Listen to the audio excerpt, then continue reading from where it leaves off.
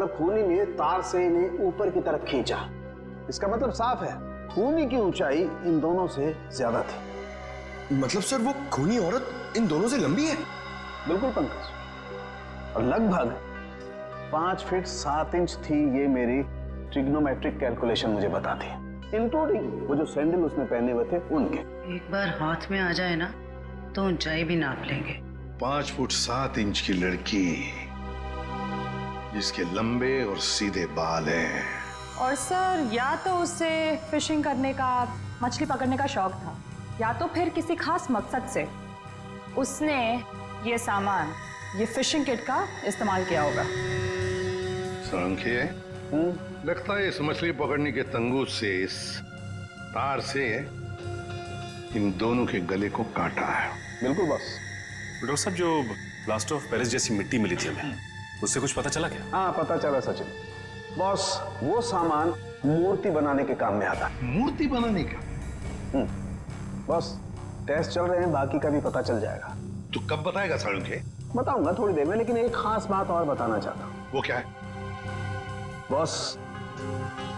Boss, ये देखो, ये है वो तार जिससे खूनी ने इनका गला काटा। खूनी जब इनका गला काटने की कोशिश कर रहा था, इन लोगों ने अपने बचाव में हाथापाई की होगी। उसी झड़प के दौरान खूनी का पलक का एक बाल मुझे इस तार पर से मिला है। मतलब तू अब इस बाल का डीएनए टेस्ट करेगा, है ना? करना ही पड़ेगा। एक खूनी लड़की जिसका कद 5 फुट 7 इंच है, जिसके सीधे और लंबे बाल है, जिसे मछली पकड़ने का शौक है और शायद मूर्तियां बनाने का भी।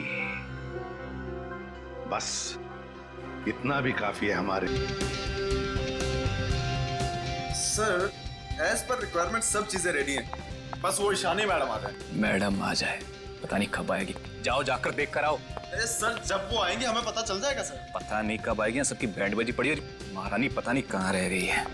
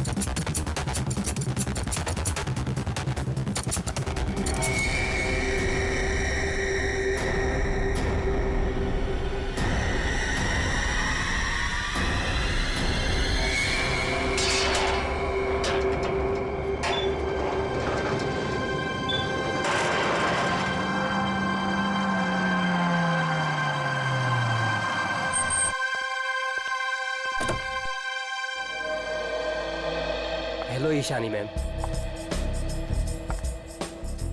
मेकअप रूम रेडी है मेरा? हाँ मैम, जैसा आपको चाहिए बिल्कुल वैसा ही है, और आपका फेवरेट रूम फ्रेशनर भी है।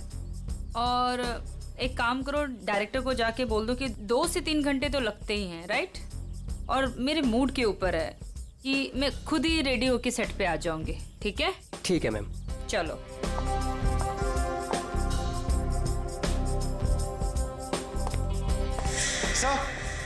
सर ईशानी मैडम आ गए हैं। आ गई? बीबू जी, देख महारानी के तैयार होते ही आज का पूरा शॉट उसको अच्छे से समझा देना। जी सर। ठीक है, मैं उसके नखरे नहीं झेल सकता। Yes sir. सर अगर उसने मुझे थप्पड़ मार दिया तो खा लेना एक थप्पड़। स्पॉट सुन, ईशानी मैम का जूस और लो कैलोरी दही जल्दी से लाना, नहीं तो वो शूट कैंसिल कर देगी। सुनो, क्या मतलब है ये सब का? तुम लोग इधर उधर भाग रहे हो जैसे कि पता नहीं कोई शेरनी आ गई है। जाओ जल्दी से जाकर ईशानी को रेडी करवाओ। अब भी मैं डायरेक्शन टीम को बोल के आती हूँ।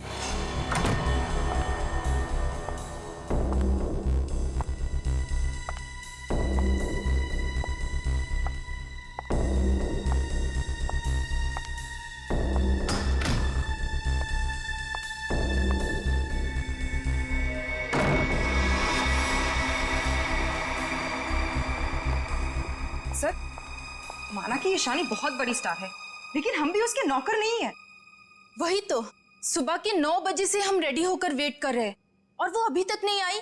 इतना वक्त हो गया, 3-4 बार टचअप हो चुका है। तो क्या करूं यार, एक तो विराट सर ने इस नकचड़ी को 1 साल का कॉन्ट्रैक्ट साइन करवा के मेरे सर पे दर्द करके रखा है और ऊपर से तुम लोग मेरे सर पर चढ़ रहे हो। प्लीज ट्राई टू कोऑपरेट यार। Cooperate my foot. मैं ईशानी के नखरे और बर्दाश्त नहीं कर सकती हूँ। मैं जा रही हूँ यहाँ से। मैं विराट सर के चेक्स वापस कर दूंगी, लेकिन मैं ऐसे काम नहीं कर सकती हूँ। बाय। अरे मैडम रुके, अरे सर आप ही रोके समायरा जी को।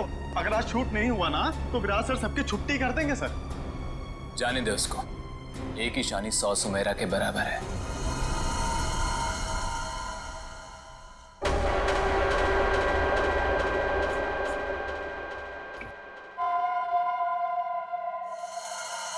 बीबू बहुत देर होगी, देखना कहां पर है, बुला उसको।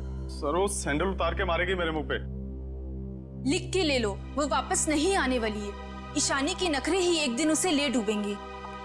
अरे तू जा, उसको बुला के ले, जा जा। अरे जाना। जा रहा हूं सर।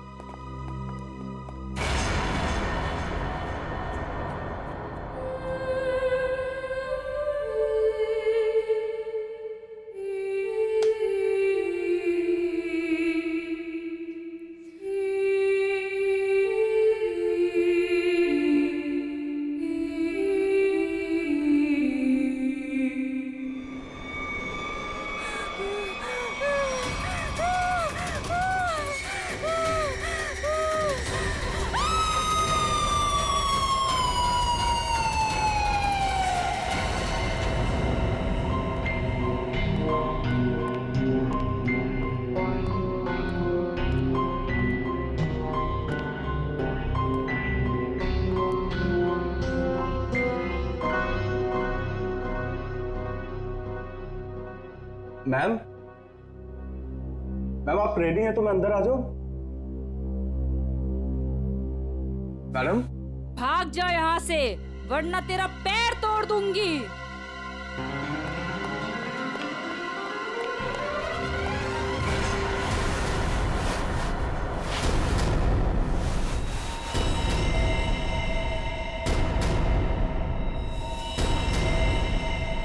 नहीं, उसने कहा भाग जा, तो भागकर मेरे पास आ गया। अंदर जाने की हिम्मत नहीं की। उनके बिना बोले मैं अंदर कैसे जाता? आप नहीं जानते सर, गला दबा देती वो मेरा। 3 घंटे से वो तैयार हो रही है, यहाँ शूटिंग का टाइम निकला जा रहा है, तुझे अपने गले की पड़ी है। मैं देखता हूँ, चलकर चलो।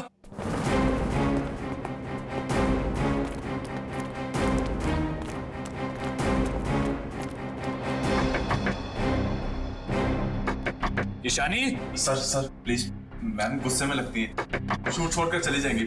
तो तुम्हें करो, चुप रहो। ईशानी दरवाजा खोलिए, अभी सब नहीं चलेगा, प्लीज दरवाजा खोलिए।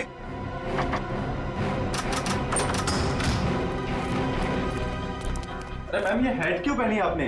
ये तो ब्रीफिंग में है ही नहीं। मैम ऐसे बैठे क्यों हैं? क्या अकड़ है इस औरत के अंदर। ईशानी जवाब दो, हमारी तरफ देखो।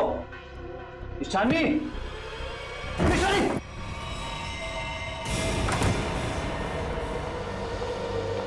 कभी काम नहीं करूंगी मैं उस नकचड़ी ईशानी के साथ। मैं भी किसी से कम नहीं हूँ। अरे इतना टेंशन क्यों ले रही है तुम देखना, मैं तुम्हें इससे बड़ा काम दिलाऊंगा। मैं अभी मम्मी को फोन करके बता देती हूँ कि आज मैं लेट आऊंगी। ठीक है, तुम मम्मी को फोन कर लो, हम तुम्हारा अंदर इंतजार करते हैं। ठीक है, मैं अभी आती हूँ। ठीक है।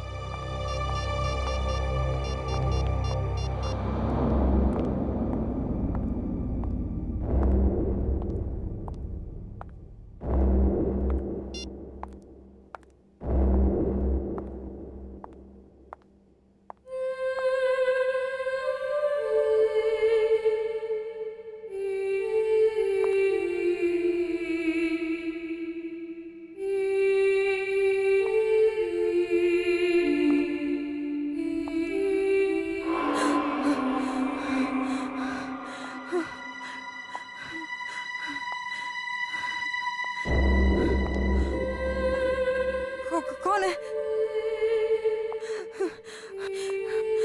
सामने आओ। ये हैट, ये यहाँ कैसे?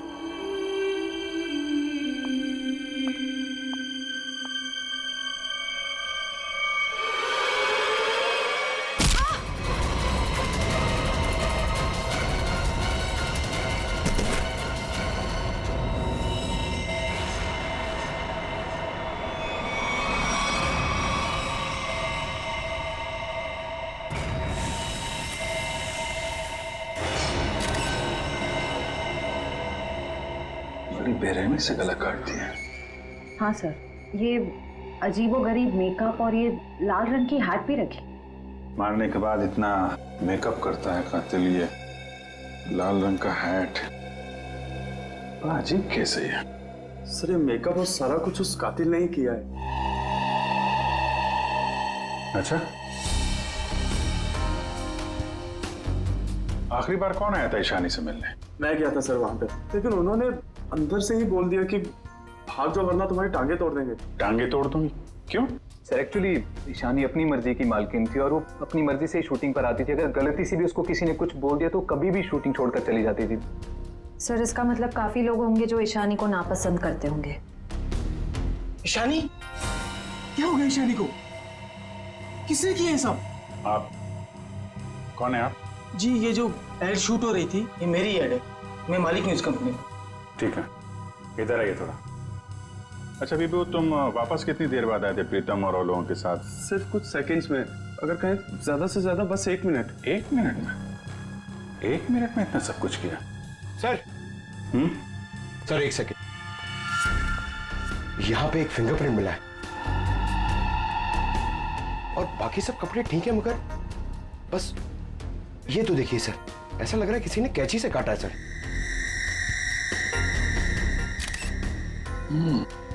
और सर यहाँ पे खून मिला है सर। कातिल पहले से ही कमरे में मौजूद था। सर हो सकता है बिहू ने जो आवाज सुनी वो ईशानी की हो ही ना। हो सकता है। क्या ईशानी से मिलने कोई आया था क्या?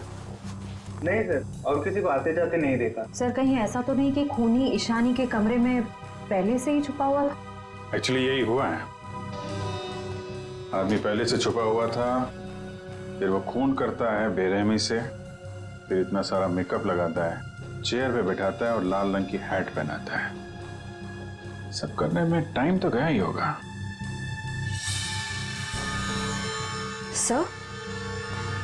सर ये देखिए, ईशानी का टॉप भी कटा हुआ है।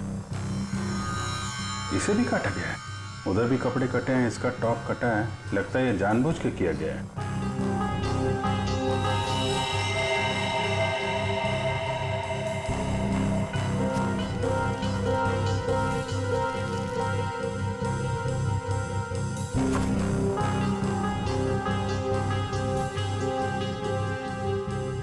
सर ये कॉटन सॉक्स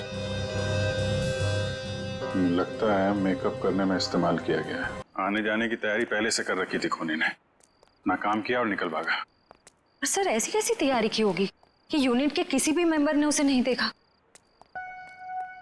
इतना हंगामा हो गया यहाँ पे और ये बैठा सो रहा है। जी साहब। यहाँ से किसी को आते जाते देखा तुमने? साहब मैं तो अभी 5 मिनट पहले ही आया हूँ। 5 मिनट पहले? ये शूटिंग का टेम्पो है ना? हाँ साहब ये शूटिंग का ही टेम्पो है। तो ये टेम्पो अभी बाहर कब गया था? साहब यही कोई 1:30-2 बजे के आसपास। 1:30-2 बजे? सर उसी दौरान तो ईशानी का खून हुआ था। जब टेम्पो बाहर गया था तुम्हारे साथ कोई और भी था? नहीं। अच्छा पीछे कोई बैठ कर गया था, तुमने किसी को आसपास देखा? मैडम पीछे तो सामान रहता है, अब पीछे कोई बैठा हो तो मैंने नहीं देखा। इससे अच्छा तरीका और क्या हो सकता है खूनी के यहाँ से निकलने का?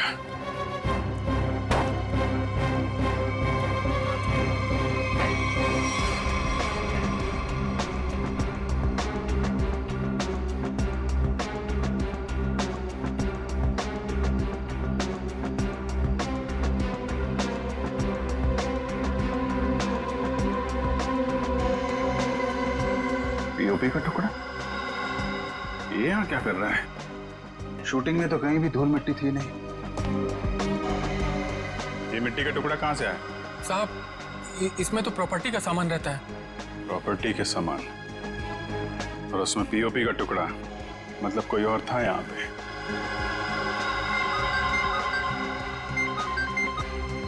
हेलो,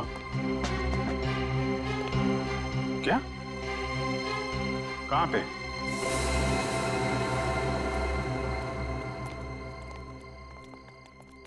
आपने फोन किया था?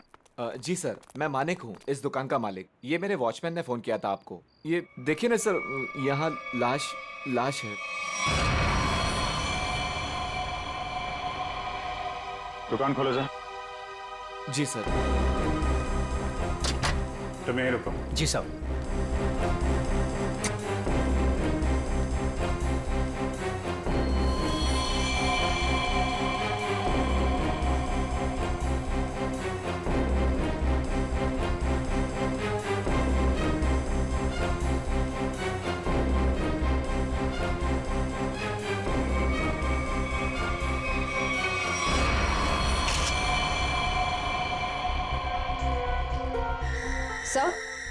सर इसे भी बिल्कुल ईशानी की तरह मारा गया है।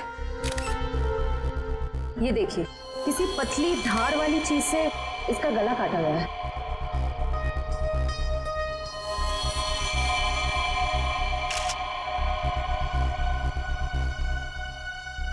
सर ये देखिए, इसका टॉप भी वैसे ही काटा गया है।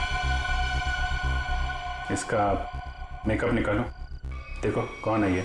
Yes sir. ये लाश दुकान में आई कैसे? सर मुझे नहीं मालूम। दुकान तो बंद थी ना, आपने ताला खोला है, तो ये क्या लाश अपने आप आ गई यहाँ पे? सर मैं क्या बताऊं, ये सब कैसे हुआ? ये लाल टोपी और इसके कपड़े भी मेरी दुकान की नहीं है, और मैं इस लड़की को तो पहली बार देख रहा हूँ। सर मेकअप निकल गया। ये तो समायरा है ना, इसकी भी मॉडलिंग वाली फोटो हमने देखी थी वहां पे। हाँ सर। ये दुकान की चाबी आपके अलावा किसके पास रहती है? मेरी पत्नी सोनाली के पास, लेकिन वो तो पटना गई हुई है। अच्छा,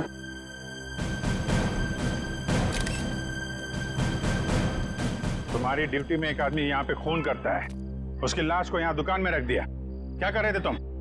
कुछ देखा नहीं तुमने? देखा ना साहब, पर वो खूनी है ये कैसे पता चलता? हा? कैसा था वो? था नहीं साहब, थी। वो एक औरत थी, उसे मैंने जाते हुए पीछे से देखा था। उसने लाल रंग का कोट पहन रखा था, उसके बाल लंबे थे, और उसने सर पे एक लाल टोपी पहन रखी थी। और हाँ साहब, उसने डस्टबिन में कुछ डाला था।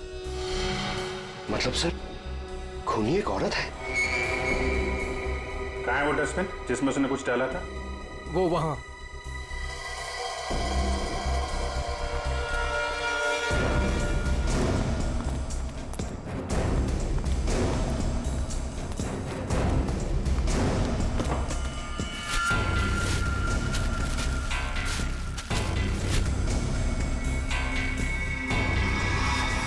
तो ये तो फिशिंग का सामान है, मछली पकड़ने का कांटा वाटा। सर ये तंगूस पे खून लगा है।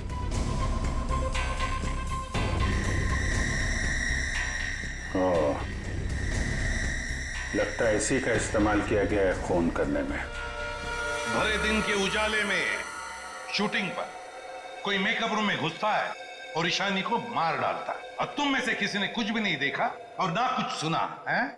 ये कैसे हो सकता है? सर एक्चुअली ईशानी की परमिशन के बिना उसके कमरे में कोई नहीं जाता था। इनफैक्ट उसने बीबू को भी दरवाजे के बाहर से ही भगा दिया, और उसके बाद जैसे ही हम लोग गए तो देखा वो मरी हुई थी। चलो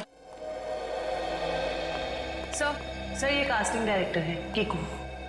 लेकिन सर मुझे यहाँ क्यों लाया गया है? मैंने समायरा और ईशानी का गला थोड़ी काटा है। ए, चुप! तुम ही वो कास्टिंग डायरेक्टर हो ना, जो ईशानी और समायरा को जानते हो उनके मॉडलिंग की शुरुआत के दिनों से? जी सर। और विराज की शूटिंग पर तुमने ही भेजा था ना उन दोनों? हाँ सर। मतलब तुम अच्छी तरह से जानते थे कि वो कब और कहां मिलेंगी? देखिए सर, गलती हो गई, अब मैं किसी को कहीं नहीं भेजूंगा। दरअसल 5 साल पहले ही मैंने वो काम छोड़ दिया था। 5 साल पहले काम छोड़ चुके थे? कुछ लड़कियों ने मेरे खिलाफ केस कर दिया था, उस वजह से मेरा ऑफिस भी बंद हो गया। तो फिर कल तुमने ईशानी और समायरा को विराज के शूट पे कैसे भेजा? दरअसल दोस्ती दोस्ती में विराज के शूट पर उनको भेज दिया था सर, लेकिन इन सब से मेरा कोई लेना देना नहीं है सर। फिलहाल तो हम मान लेते कि तुम्हें कुछ नहीं मालूम, तुमने कुछ नहीं किया, लेकिन एक बात याद रखो, अगर जरूरत पड़ी तो तुम लोगों को हम फिर से बुला लेंगे। जा सकते हो तुम।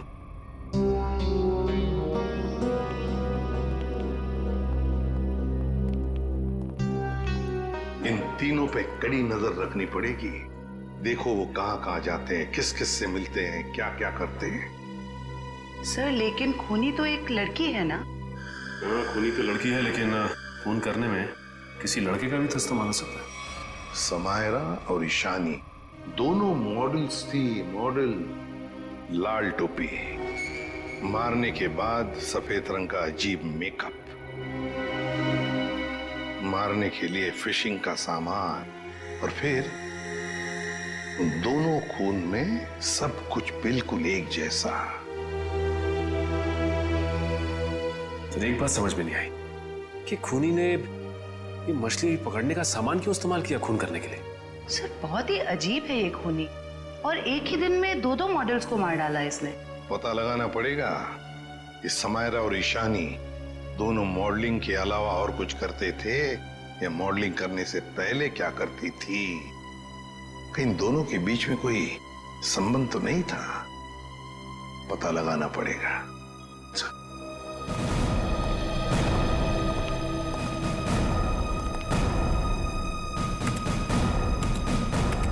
तो 2009 में समायरा और ईशानी ब्यूटी रिबन नाम की मॉडलिंग एजेंसी में काम करते थे, जिसका मालिक ये किकू था। Kiku, casting director Kiku. इस किकू के बंद पड़े ऑफिस में जाना पड़ेगा, देखना होगा शायद इसके बाकी मॉडल्स की भी जान को खतरा हो, और ये भी हो सकता है कि हमें उस औरत के बारे में कोई सुराग मिल जाए।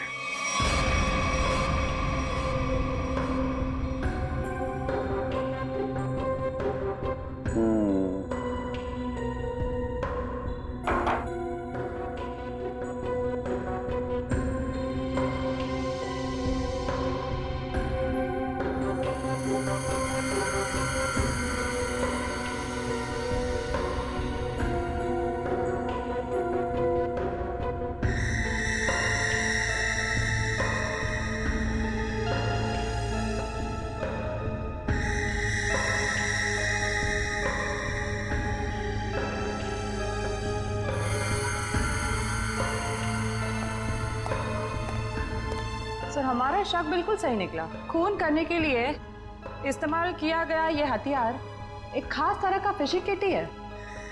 सर आप सुन रहे हैं मैं क्या कह रही हूँ? हाँ सुना तारिका, लेकिन मैं फिलहाल किसी और काम में हूँ। क्या? खूनी का कद नापने में। अरे वाह सांगे, खूनी के कद का पता लगा लिया तूने? हाँ बस एक मिनट जरा, ये दोनों के गर्दन का ये घाव देखो बस। ये घाव का निशान ऊपर की तरफ बना हुआ है, ना तो सीधा है ना नीचे की तरफ। मतलब के बलबूते पर उस तक पहुंचना थोड़ा मुश्किल लगता है सर। कोशिश तो करनी पड़ेगी श्रेया, अपने आप तो चल के आएगी नहीं हमारे पास है। हाँ वंश, इन्हें बता दिया ना हमें किस लड़की की तलाश है? जी सर। हाँ तो क्या जानते हैं उस लड़की के बारे में आप? साहब आप लोग ऐसी औरत के बारे में जानना चाहते हैं ना जो मछली पकड़ने के लिए बोट का इस्तेमाल करती है? बिल्कुल। ऐसी तो बहुत औरतें आती है हमारे यहाँ पर। देखिए जिस लड़की की हमें तलाश है वो लंबी लड़की है, 5 फुट 7 इंच की होगी, लंबे बाल हैं, सीधे बाल हैं, और उसकी उम्र तकरीबन 25 से 30 साल के बीच में। लंबे बाल, 25 से 30 साल की उम्र, ऐसी 2-3 लड़की आती है हमारे यहाँ पर। हमें उनके नाम और पते चाहिए। आप जब वोट देते हैं तो नाम पते तो लिखते होंगे ना? जी साहब।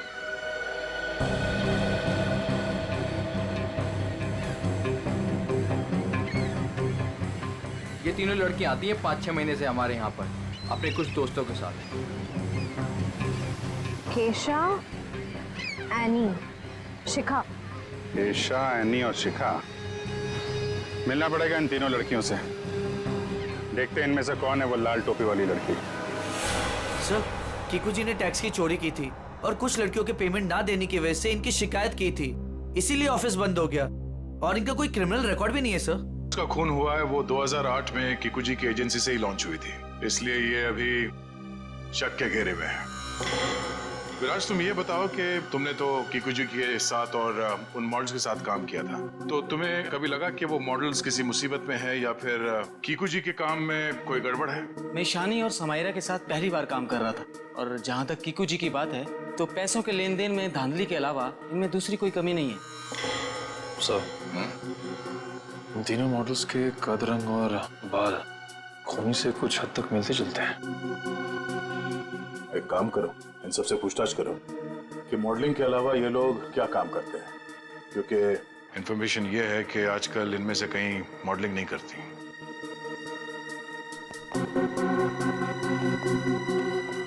एनी, 2012 में आप मॉडलिंग छूट चुकी थी। हाँ, अब आप क्या करती हैं? अभी मैं एक फिशरी स्टोर चलाती हूँ। शिखा, राइट? जी। आप एक प्रिंट मॉडल है, ये तो हम जानते हैं। उसके अलावा क्या करती हैं? मैं कुछ भी नहीं करती। और आप क्या करती हैं केशा जी? मैं मूर्तियां बनाती हूँ। मूर्तिकार, ठीक है, थैंक यू।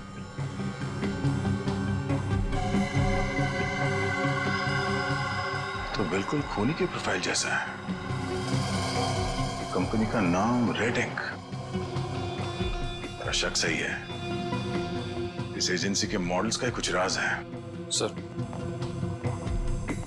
एनी, केशा और डॉली, उन तीनों के प्रोफाइल्स कुछ उन्हीं से मिलते जुलते हैं। सर, इनका संबंध मूर्तियां बनाने और फिशिंग से भी। तो इनका प्रोफाइल पेशा दोनों शक के दायरे में है। एक काम करो, इन तीनों को ब्यूरो लेके चलो। सर, खूनी की लड़की ने जिस तरह के कपड़े पहने थे उस तरह के कपड़े आ गए सर। Very good. पंकज, इन तीनों के नंबर्स हैं ना हमारे पास? Yes sir. सेलफोन नंबर्स जरा ट्रेस करो, देखो जब उन दोनों लड़कियों के खून हुए तब ये तीनों कहां थी। Yes sir. जयंती, सर। ले जाओ जी। आप तीनों मेरे साथ आइए। कहाँ? अभी बताती हूँ, आओ।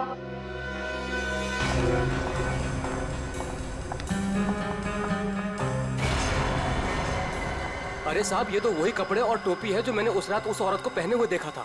तो फिर अब जरा ध्यान से देखो इसे। क्या ये वही लड़की है, वही औरत है जो उस रात खून कर रही थी? सर, मैंने उस औरत का चेहरा सामने से नहीं देखा था, उसे जाते हुए मैंने पीछे से देखा था। जाते हुए देखा? जी सर। ठीक है, केशा जरा वहां तक चल के दिखाओ। सर, ये कैसी जांच है आपकी? जितना कहा है उतना ही करो।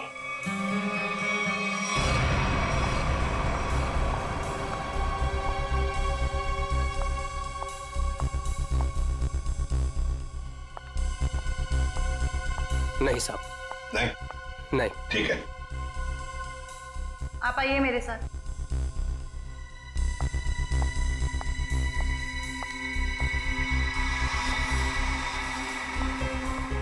रुको, वहां तक वॉक करके आओ।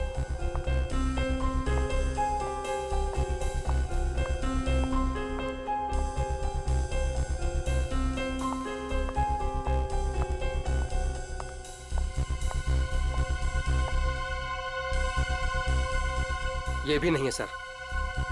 आइए।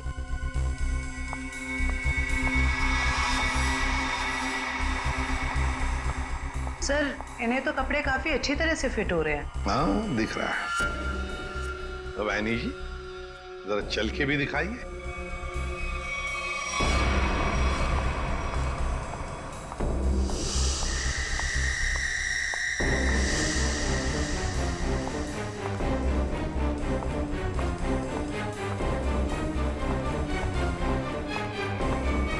यही है सर, बिल्कुल यही है सर। क्या बक रहे हो?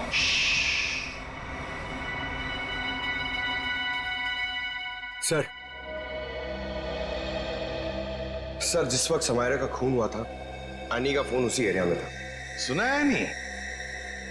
उसी इलाके में था तुम्हारा फोन जिस वक्त ईशानी और समायरा का खून हुआ था। तुम जा सकते हो। और मैं? आपको तो रुकना ही पड़ेगा। सर, मैं क्यों नहीं जा सकती? वो इसलिए कि खूनी की चाल और तुम्हारी चाल बिल्कुल वही है। और तो और सबसे बड़ी बात कि तुम्हारा फोन उसी इलाके में मिला जहां पर इन दोनों लड़कियों का खून हुआ। सर, इन सब का क्या मतलब है? I mean, दो लोग एक जैसे दिख सकते हैं ना? और फिर वॉचमैन ने ऐसा तो नहीं कहा कि मेरा चेहरा खूनी के चेहरे से मिलता है। लेकिन जिस वक्त खून हुआ उस वक्त तुम्हारे मोबाइल की लोकेशन भी वही की बता रही है, और ये सब कुछ इत्तेफाक तो नहीं हो सकता। सर, उस वक्त सैकड़ों लोग उस एरिया में थे, तो क्या सब खूनी है? बस बस, बहुत बोल दिया। बताओ क्यों किया खून? ईशानी और समारा का। सर आप मुझ पे दो खून का आरोप लगा रहे हो। मैंने कुछ नहीं किया ऐसा। अभी तो सिर्फ आरोप लगाया है, सजा मिलनी तो अभी बाकी है। सजा? जी सजा, खून की सजा, फांसी। सर मैंने कुछ नहीं किया ऐसा। मैं बताती हूँ सर। बताओ। पर मेरी एक शर्त है। ये लो, इनकी एक शर्त भी है। चलो बताओ क्या शर्त है। सर मुझे 50 लाख रुपए चाहिए। 50 लाख रुपये? हाँ। चलो दे दिए। अरे लेकिन तुम पैसों का क्या करोगी? तुम्हें तो सजा होने वाली है। आप वो सब छोड़िए, मैं आपको बता रही हूँ ना, मैंने कुछ नहीं किया। सर मैं तो सिर्फ उसे जानती हूँ जो खूनी को जानता है। और वो है शिखा। शिखा? तुम इतने यकीन के साथ कैसे कह सकती हो? आप लोग पता कर सकते हैं ना? हाँ वो तो हम पता करेंगे। सर मेरे पैसे? पैसे? कौन से पैसे? सर अभी आपने बताया आप देंगे। कब? नहीं सर, मैंने तो कुछ नहीं सुना। कब कहा? सर ये सरासर धोखा है। नहीं नहीं नहीं नहीं, यानी जी हम कभी धोखा नहीं करते। हाँ धोखा जरूर करते हैं जब कोई कानून के साथ खिलवाड़ करता है, तब कभी कभी सीआईडी वाले धोखा देते हैं। ले जाओ इसे। सीआईडी फिर से? अब क्या कर दिया मैंने? आपने क्या किया है क्या नहीं ये तो हम पता लगा लेंगे, लेकिन आप एक नंबर के झूठे हैं ये पता चल चुका है। क्या मतलब है आपका? आपने कहा आप समारा को नहीं जानते। 2009 में समारा ने आपकी कंपनी रेडिंग के लिए मॉडलिंग की थी, सच है? रेडिंग? इसे कैसे ढूंढ लिया आपने? हमें पता चल चुका है। 2009 के रेडिंग के फोटोशूट कैंपेन में ईशानी और समायरा दोनों ने मॉडलिंग की थी, है ना? मैम ये कंपनी मेरे नाम पे तो थी, लेकिन मैं इस कंपनी का मामूली सा छोटा सा पार्टनर था।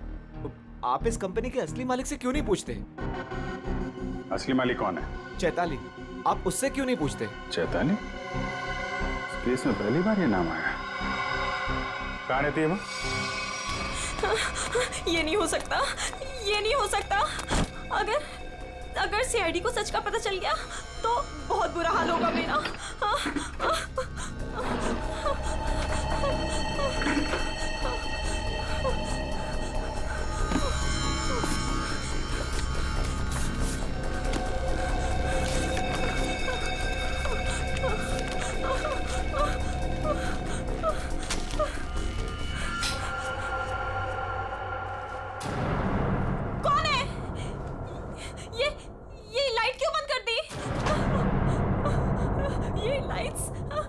लाइट्स किसने ऑफ की?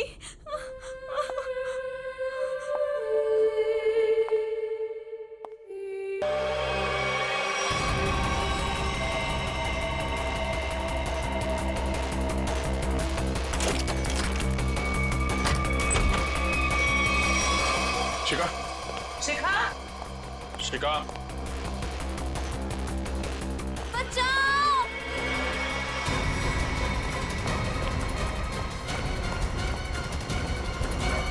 शिखा, शिखा,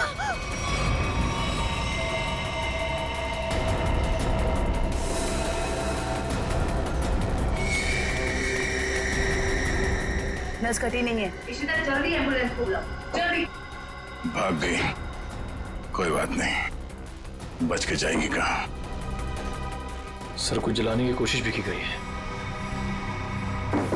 ओह नो। शिखा,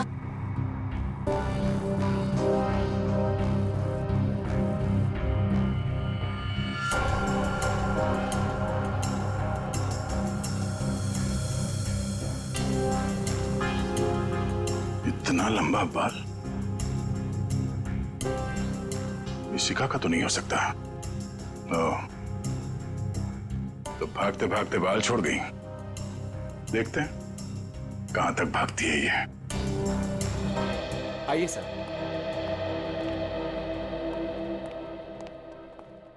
सर मैं यहाँ तब से नहीं आया जब से मेरी और चैताली की हिस्सेदारी वाली कंपनी बंद हुई है। पता नहीं है वो कहाँ है। घर की अच्छी तरह से तलाशी लो, देखो क्या मिलता है।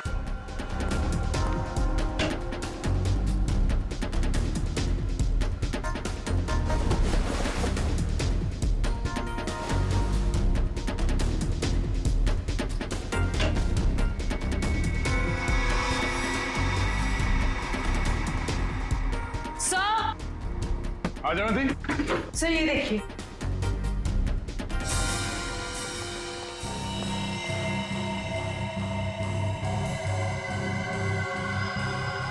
ये तो उस खूनी का पहना हुआ है। सर इस बंद पड़े घर में यहाँ कैसे आ गया? चल निकालो उसे बाहर।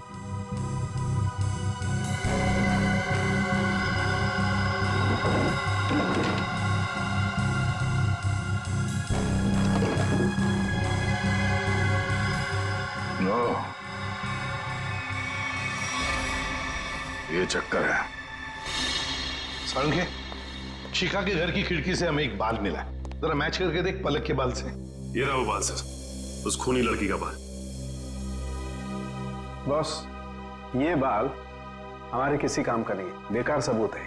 क्या मतलब? मतलब ये बॉस के खूनी के पलक का डीएनए रिपोर्ट आ चुका है। तो खूनी कोई लड़की नहीं है, खूनी एक आदमी है। एक आदमी है जिसकी उम्र 40 से 45 साल। ये टोपी, लंबे बाल, सैंडल, ये सब धोखा है। तो मतलब खूनी कोई लड़की नहीं, बल्कि लड़की की भेष में आदमी है। ऐसा क्यों किया उसने? लड़की के भेष में क्यों? खून करने के और भी आसान तरीके थे उसके पास। लगता है ये खूनी कोई सरफिरा है। खूनी कोई सरफिरा नहीं, शैतान दिमाग का आदमी है ये, शैतान दिमाग का। सोच समझ के सब कुछ कर रहा है ये। एक काम करते हैं, जितने भी लोगों पर शक है ना, सबको यहां बुला लो, सबका डीएनए टेस्ट करते हैं।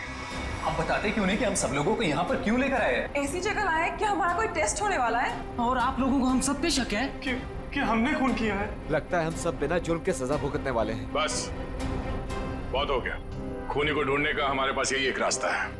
और वैसे खूनी का बहुत ही खास सुराग मिला है हमें। डॉक्टर साहब बिल्कुल ठीक है। दरअसल क्या है, खूनी चाहे कितना भी होशियार हो, कितना भी चालबाज हो, कोई ना कोई क्लू हम लोगों के लिए छोड़ जाता है। और इस बार भी खूनी एक क्लू छोड़ गया है, और वो क्लू है पलक का एक बाल।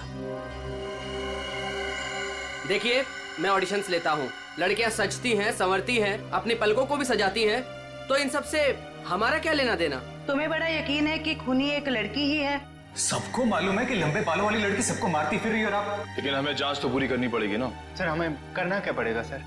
ज्यादा कुछ नहीं, आप में से हर किसी को अपने पलक का एक बाल देना होगा, और जिसका डीएनए हम उस खूनी के डीएनए से मैच करके देखेंगे। और वैसे भी जब आप लोगों ने कुछ किया ही नहीं है तो डरने की तो कोई बात ही नहीं है। जयवंती, देखिए, आ जाओ। चलो जाओ।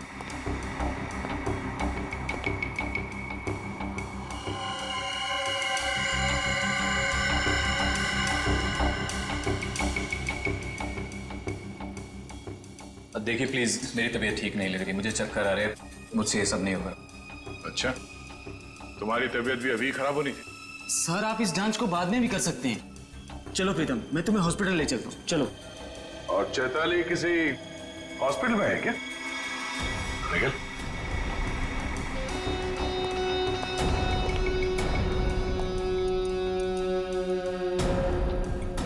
सही कह रहा हूं ना मैं? मिस्टर विराज या फिर चैताली का पति कहना बेहतर होगा।